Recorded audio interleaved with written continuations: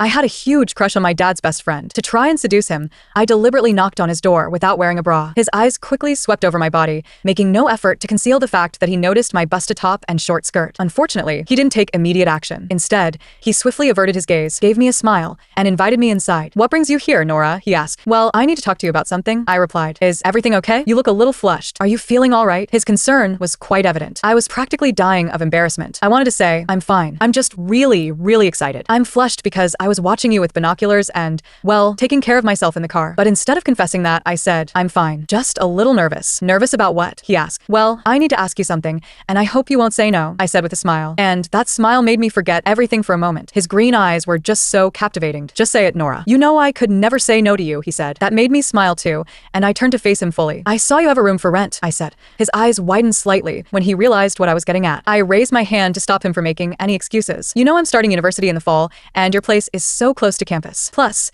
I've been saving up for the past year, so I can totally afford the rent you're asking." When he didn't respond immediately, I clasped my hands together and pleaded, "Please, Ethan. I'll be the perfect roommate. I promise. Please." He sighed and rubbed his face with his hand. "What do you think your parents will say?" I rolled my eyes and dropped my hands to my thighs. "They'll probably say a 30-minute drive to school isn't a big deal, but it is. Your house is so close that I could walk or bike to class. Think about the environment, Ethan. It's really the right thing to do." He chuckled but still said, "I don't know, Nora. I was planning on renting to a grad student, preferably a guy, just to avoid any awkwardness." "Yeah, I get that. But it's me. You've known me my whole life. You don't have to worry about it being awkward. And who better to look out for me than you?" I flashed him a sweet smile, watching as his resistance wavered. "Do you at least want to see the room? You might not even like it," I said, clapping my hands in excitement and standing up. He laughed and led me down the hallway. I'd been to his house countless times, but I'd never really explored the rooms. I'd always been tempted to sneak a peek into his bedroom. He opened the door to the spare room, and I nearly jumped for joy when I realized his bedroom was right next door. He flicked on the light, and I was thrilled to see the room was fully furnished with a queen-sized bed, a chest of drawers, and even a small desk in the corner. "It's perfect," I exclaimed before even stepping inside. He laughed and motioned for me to come in. "It's pretty plain, but I'm sure you can add your own touch to it." Seeing my excitement, he added, "That is, if you move in." "Come on, it's perfect." I practically begged. "We already know each other, so you don't have to worry about living with some weirdo. And I swear I'll always pay the rent on time." He smiled as he watched me flop down onto the bed. I noticed his gaze drifting to my midsection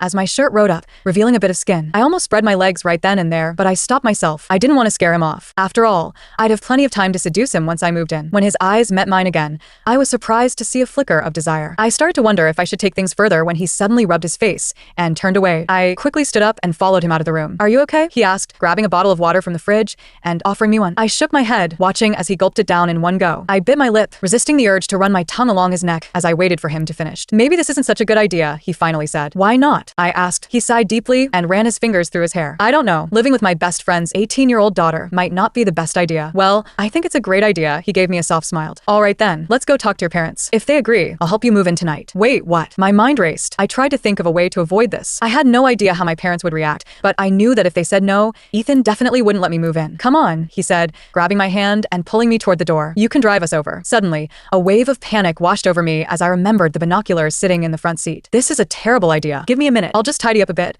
I said, trying to block Ethan from getting to the passenger door. "Oh, it's fine," he said, gently pushing me aside. "If we're going to be roommates, I should see what I'm getting into, right?" Nervously, I twisted a strand of hair around my finger as he opened the door and leaned into the car. The first thing he noticed was the binoculars on the front seat.